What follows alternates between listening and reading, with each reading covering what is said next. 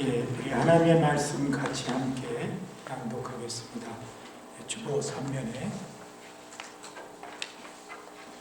오늘 주보를 저희들이 프린트가 조금 혼동이 되어 있어서 죄송한데 주보 3면에 사사기 6장 11절에서부터 18절까지 우리 함께 한 목소리로 천천히 낭독하겠습니다.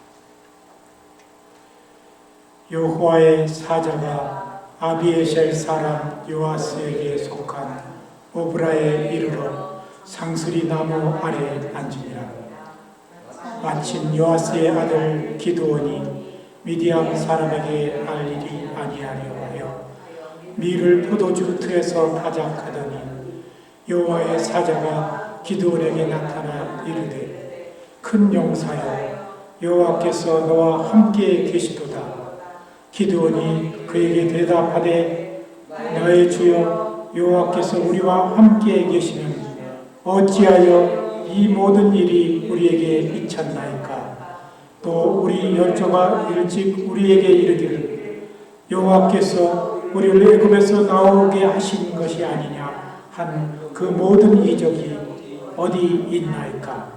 이제 여호와께서 우리를 버리사 미디안의 손에 붙이셨나이다.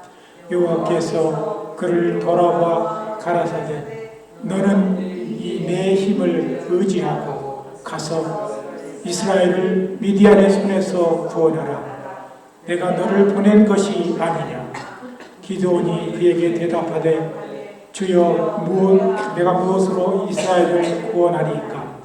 보소서 나의 집은 므낫세 중에 극히 약하고 나는 내 아비 집에서 제일 작은 자니이다. 여호와께서 그에게 이르시되 내가 반드시 너와 함께하리니 내가 미디안 사람 치기를 한 사람을 치듯 하리라. 기드온이 그에게 대답하되 내가 주께 은혜를 입었사오며 나와 말씀하신 이가 주 되시는 표징을 내게 보이소서. 내가 예물을 가지고 다시 주께로 와서 그것을 주 앞에 드리기까지 이곳을 떠나지 마시기를 원하나이다. 그가 가로되 내가 너 돌아오기를 기다리리라. 아멘. 우리 찬양 내 마음의 한 자리라는 찬양 드리겠습니다.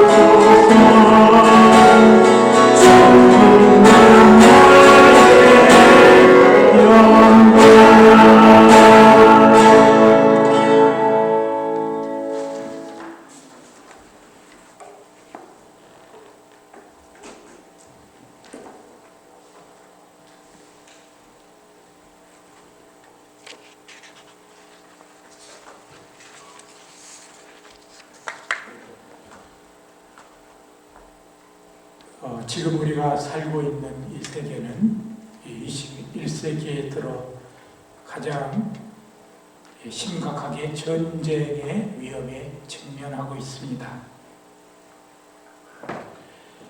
이스라엘에서 일어났던 처음에 하마스와 이스라엘의 전쟁은 이제 이란의 참전으로 더욱 확대 상황에 가다가 이 강경파이던 이란 대통령이 불시에 사망함으로 약간 소강 상태이로 보이지만은 이 미국 내에서는 팔레스타인을 지지하는 세력과 이스라엘을 옹호하는 세력이 첨예하게 대립하여서 이제 학교 캠퍼스까지 그런 영향들이 있습니다. 그래서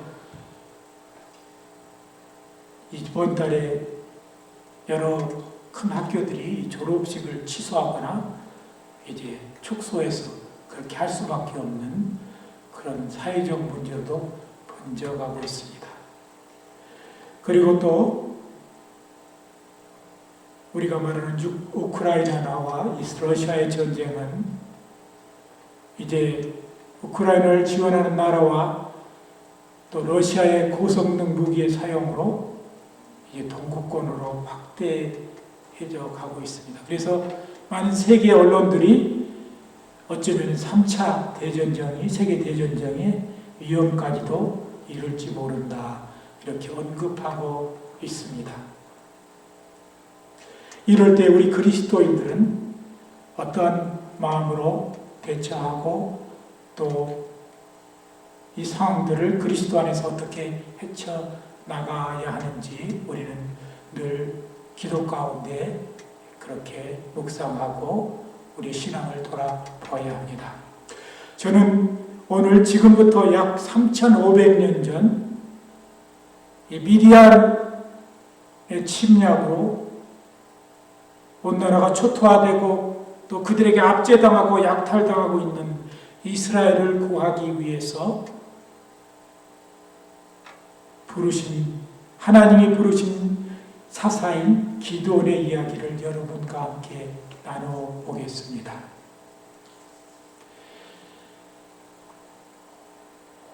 광야를 지나 가나안 땅에 들어온 이스라엘은 여호수아가 죽은 후 기원전 1200년경부터 1050년경까지 사사들이 이스라엘을 인도하는 그런 시대가 왔습니다. 이 시기는 문명적으로 이 청동기나 후기 청동기가 끝나고 전기, 철기 시대가 시작되는 그런 시기였습니다. 성경에는 이를 사사시대라고 표현하고 있습니다. 이 사사시대를 대략 계산해 보면 약 410년간에 이른다고 합니다. 우리가 성경의 사사기를 보아서 알듯이 이스라엘의 사사가 약 12명의 사사가 그 시기에 나타나 각기 혼란스러웠던 이스라엘을 하나님의 도우심을 받아 구하고 이끄는 그런 내용들이 나옵니다. 오늘 본문에 나오는 이 기드온은 이스라엘의 5번째 사사였습니다. 그가 활동한 시기는 BC 1115년경입니다. 그를 여호와께서 부르신 때는 미디안이 이스라엘을 침략하여 점령하고 7년 이상 모든 백성을 철저하게 억압하고 약탈하였습니다. 곡식을 재배해서 추수하게 되면 그들이 다 약탈하고 백성은 굶주림과 기근으로 또 여러 가지 어려움 속에 울부짖는 그런 상황에 처해져 있습니다.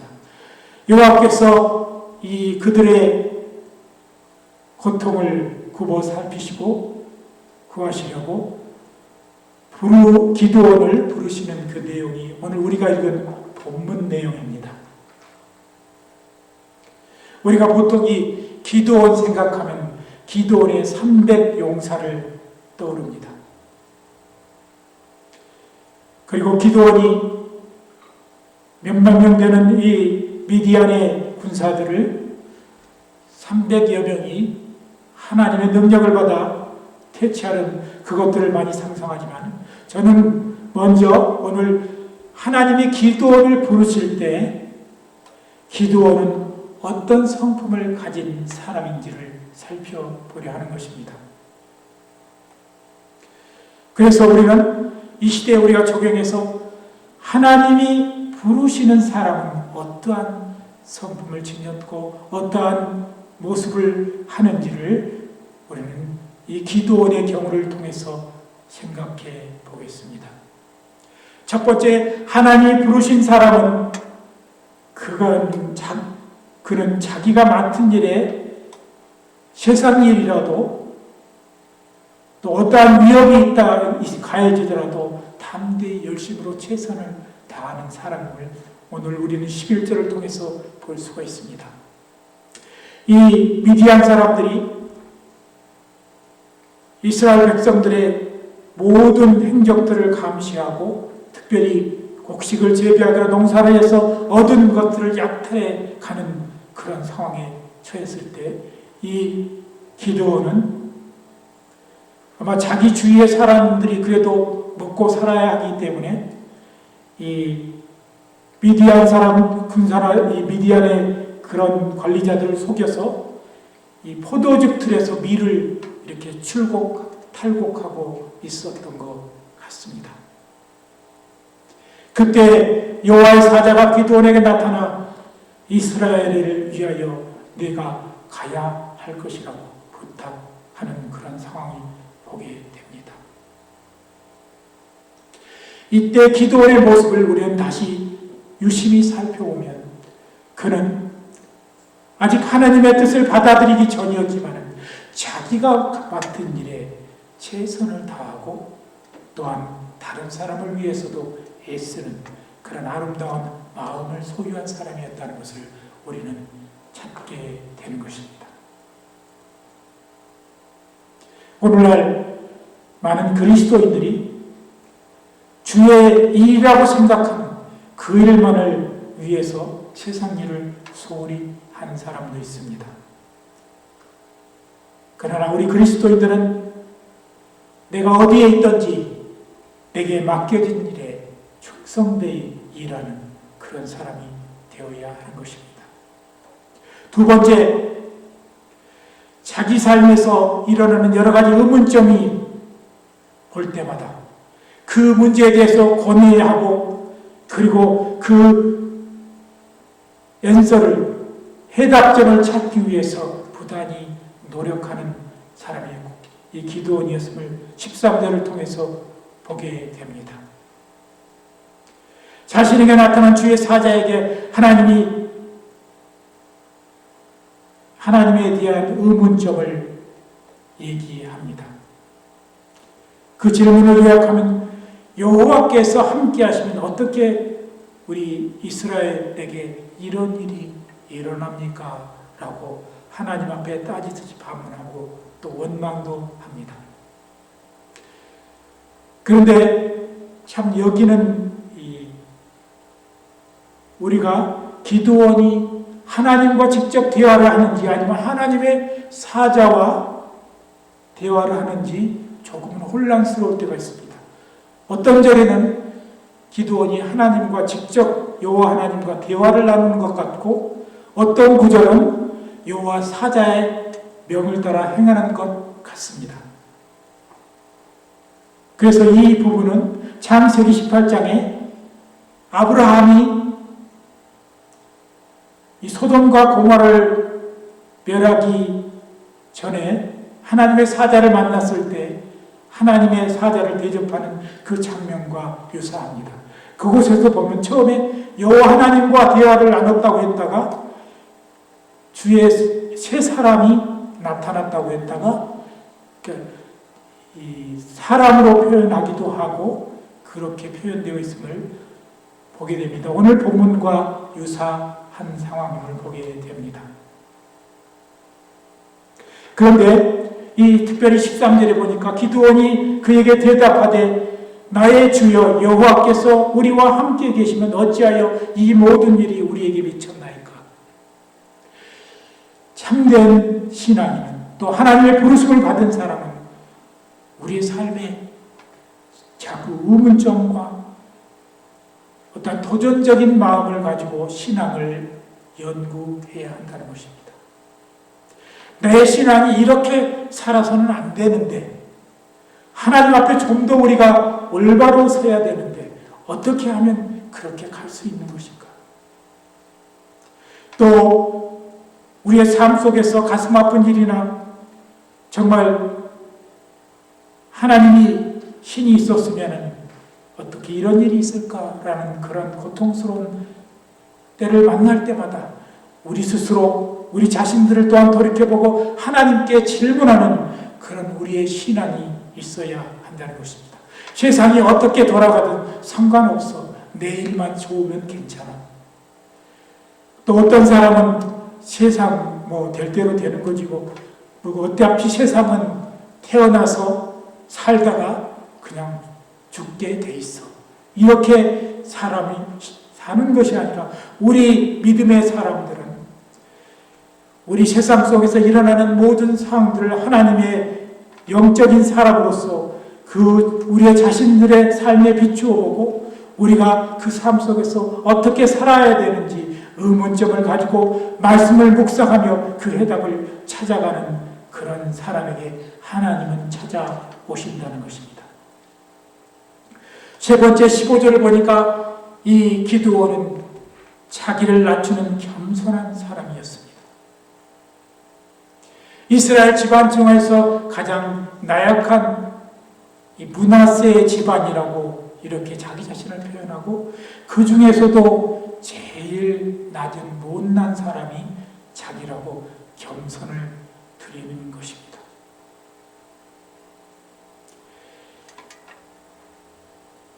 대부분의 사람들이 자기보다 힘을 가진 사람 앞에서는 겸손해지고 나약해지는 경우가 있습니다. 그런데 자기가 힘을 가지면 사람들을 억압하고 사람들을 무시하고 그런 사람들을 짓밟는 그런 일을 사람으로 변하는 사람이 있습니다. 그런데 이 기드온은 하나님 사자를 처음 만났을 때나 또 그가 미디안 백성을 미디안 군사들을 다 물리치고 이제 독립을 했을 때에도 그는 똑같은 마음을 가졌음을 우리는 찾게 되는 것입니다. 이 마지막 오늘 본문의 28절에 보면은 미디안은 이제 하나님의 능력으로 이제 그들의 용사 300인을 거두고 미디안을 완전히 무찌르고 승리의 전쟁을 한 다음에 이제는 이스라엘 백성들이 기드온을 추대하려고 합니다. 당신뿐만 아니라 당신의 아들과 당신의 손자들이 우리를 다스리십시오라고 얘기를 하자 미디안은 대답하기를 그런 일은 결코 없을 것이다. 나와 나의 아들은 결코 당신을 다스리지 아니하고 오직 이 나라는 하나님이 다스릴 것이다 라고 그렇게 대답하는 그의 겸손함을 볼 수 있는 것입니다. 그리고 네 번째, 이 기드온은 어떤 신앙으로서 어떤 영적인 표징을 하나님으로부터 갖기를 원했습니다. 하나님, 여호와께서 나를 부르시고 이스라엘 백성의 인도자라고 삼으시기 위해서는 하나님의 확실한 증거가 필요합니다. 그래서 여호와의 사자를 붙든 다음에 자기가 자그마한 정성이지만 달려가서 염소 하나를 잡아서 이제 각을 떠서 가져온 다음에 하나님 앞에 제사를 드리면서 나에게 비로소 표징을 달라고 했을 때 그 제물을 바위 위에 놓고 하나님께 경배했을 때 하나님의 사자의 지팡이가 그 제물 위에 내려질 때 제물이 타서 없어지는 그런 표징을 받았습니다. 오늘 이 시대를 사는 우리는 우리가 사는 신앙으로서 하는 참된 그런 표징이 무엇입니까? 그것은 바로 우리 곁에 있는 성경 말씀인 것입니다. 우리가 그저 신앙생활을 기도하면서 그저 사는 것이 아니라 말씀을 통해서 확실한 증거를 우리가 가져야 한다는 것입니다. 하나님의 말씀으로 확실한 표징을 삼지 아니하면 우리는 신앙이 그냥 허물어지고 마는 것입니다. 그리고 기드온이 예물을 가져다가 하나님께 예배 의식을 철저하게 드렸던 그런 모습을 보면서 우리는 하나님의 말씀으로 신앙의 근거를 삼고 예배의 기초를 삼아서 겸손함과 거룩함으로 예배를 드리는 모습을 우리는 가져야 하는 것입니다. 오늘날 예배의 예식이 자꾸 허물어져 가고 있습니다. 그러나 신앙인으로서 참되게 신앙적으로 영적으로 살고 있다는 사람의 가장 커다란 표징은 바로 그가 온전히 거룩함으로 하나님께 예배를 드리는 모습이 가졌을 때 그의 신앙이 참된 신앙인으로 인정받는 것입니다. 기드온은 그렇게 철저하게 하나님의 말씀에 따라 하나님의 그가 이제 그때는 하나님의 말씀이 기록된 말씀이 전해지지 않았을 때이기에 아마도 그는 하나님으로부터 영적인 확실한 제사 가운데 예배 가운데 표징을 받기를 원했던 것입니다. 그리고 그는 그 표징을 갖는 갖고 싶은 가장 커다란 이유는 바로 그는 이것을 통해서 확실한 자기의 헌신이 이루어질 수 있기 때문입니다. 오늘날 우리가 수많은 예식을 행하고 또 결혼 예식도 행합니다. 이것은 우리가 확실하게 헌신하고 커밋하겠다는 그런 서약이 되는 것입니다. 기드온처럼 우리가 옛날 그 기드온 때처럼 예물을 가지고 하나님께 제사를 드리지는 않지만 우리는 오늘 우리 주님 앞에 겸손함과 진실함과 그리고 거룩함으로 하나님께 예배 예식을 드리는 그런 사람들이 신앙의 사람들이 되어야 하는 것입니다. 이제 끝으로 이 기드온이 24절에 오늘 말씀에 보면은 기드온이 여호와를 위하여 거기서 단을 쌓고 이름을 여호와 샬롬이라 하였더라. 그것이 오늘까지 아비에셀 사람에게 속한 오브라에게 있더라 하였습니다. 오늘날 많은 교회 사역자나 또 인도자들이 하나님 앞에 헌신하고 여호와의 일에 자기 자신을 드림으로 말미암아 하나님이 주시는 놀라운 평안과 기쁨 외에 또 다른 욕심을 갖는 것들을 우리는 보게 됩니다. 하나님의 부르심을 받아 사역자가 된 사람들이 주님이 주신 평안에 만족하지 않고 거기에다 물질과 세상 명예까지 얻으려는 그런 욕심을 갖는 것을 우리는 보게 됩니다. 우리가 그리스도를 믿는 것이나 신앙 안에서 정말 믿음의 뿌리를 내리고 평생을 주님을 의지하고 사는 가장 커다란 이유는 바로 하나님을 영화롭게 하는 것이고, 그 하나님을 영화롭게 하는 가운데 우리에게 참된 평화가 찾아온다는 것이 가장 중요한 사실이라는 것입니다. 우리는 이것들 외에 더 욕심을 부린다면 우리는 신앙적으로 타락하고, 그리고 다른 사람으로부터 질타를 받을 수밖에 없는 사람이 되는 것입니다. 올해 또한 이 5월의 가정의 날의 마지막 주일입니다. 하나님의 부르심을 받은 자는 대부분 한 단체나 또 어떤 가정의 한 리더로서 부르심을 받는 그런 사람인 것입니다. 우리는 이 기드온처럼 철저하게 자기에게 맡겨진 일에 최선을 다하고, 그리고 내 신앙의 뜨거운 열정을 가지고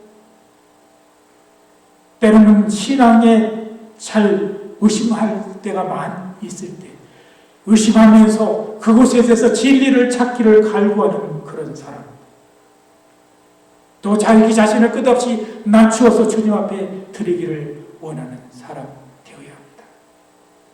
그리고 마지막 가장 커다란 목적, 하나님 안에서 내가 참된 평안을 얻고 기쁨으로 얻으며 이 세상을 살 수 있도록, 그것이 가장 마지막에 궁극적인 소망이 되어야 한다는 사실을 우리는 알아야 하겠습니다.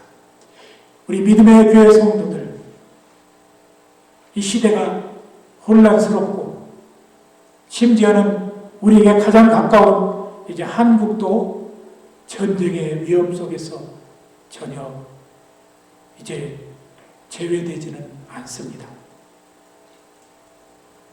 여태까지 70년 가까이 그렇게 살아왔기 때문에 사람들이 아무렇지 않게 생각하지만, 그러나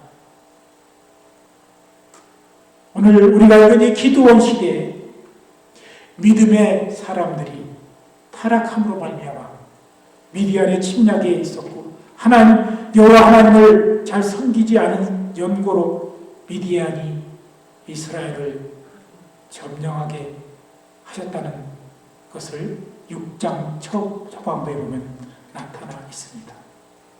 하나님은 때로는 주의 백성들을 깨닫게 하기 위해서 여러 가지 고난들을 허락하는 경우도 있습니다. 이제 이 시대를 사는 우리는 앞으로 미국이나 한국의 믿음의 그런 양적인 부분들이 자꾸 줄어가고 있습니다. 한국은 이미 기독교인들이 18% 이하로 떨어진 것을 작년에 보았습니다. 즉, 이 다른 이단 종교나 그런 걸 제외하고 기독교인들만 합해서 한 18%에서 19%밖에 이제 되지 않는다고 합니다. 미국은 이미 오래전부터 그런 감소의 현상들이 나타나 있습니다. 우리는 이럴 때 우리가 기드온처럼 그렇게 다시 일어나야 합니다. 기드온이란 단어가 바로 브레이브 워리어스라는 그런 뜻인데, 우리는 기드온처럼 이 시대에 하나님의 용사로 다시 일어서야 하겠습니다. 오늘 믿음의 교회 성도들이 정말 기드온처럼 다시 주님 앞에 일어서고 주의 부르심을 받는 성도들이 되시기를 예수 그리스도 이름으로 간절히 기도드립니다. 함께 기도합니다.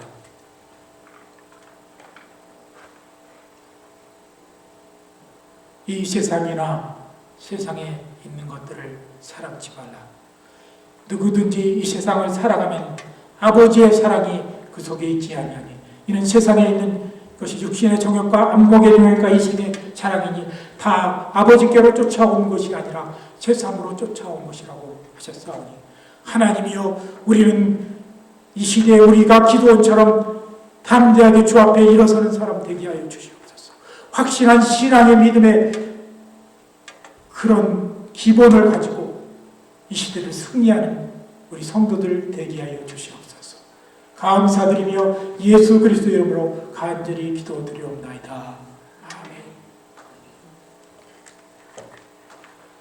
우리 찬송